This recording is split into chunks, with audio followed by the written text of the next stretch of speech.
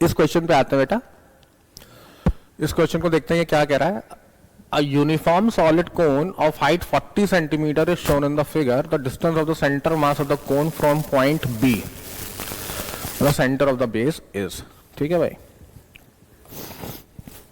एक चीज याद रखना, centre of mass of standard figures में ये केस हम लोगों को पता होने चाहिए, जिसमें जैसे कि एक ये वाला केस आया हमारे सामने। ठीक है, ये एक सॉलिड कोन है, तो सॉलिड कोन की से सपोज हाइट होती है कैपिटल एच,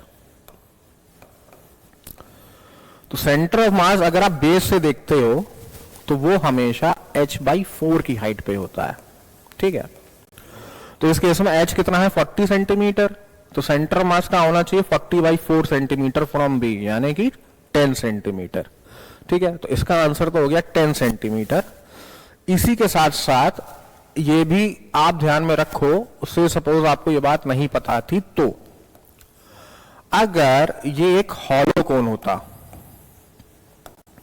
हाइट h होती, से सपोज ये वही बेस पॉइंट है बी, मैं लिख देता हूं ये हॉलो कोन है। ठीक है भाई, अगर ये हमारा हॉलो कोन है और यहां पे हमारा सेंटर ऑफ मास आ रहा है, तो सेंटर ऑफ मास इस बेस से h/3 की हाइट पे होता है बेटा। ठीक है, फिर से कह रहा हूं, ये बात दिमाग में बैठा लेना अगर आपको नहीं पता है तो। For solid cone centre of mass is at the height of h/4 from the base, and for a hollow cone it is at a height of h/3 from the base. ठीक है, तो क्वेश्चन इसके ऊपर था, 40 centimetre height थी, तो इसलिए हमारा आंसर हो गया 40/4 यानी कि 10 सेंटीमीटर फ्रॉम पॉइंट बी। ठीक है।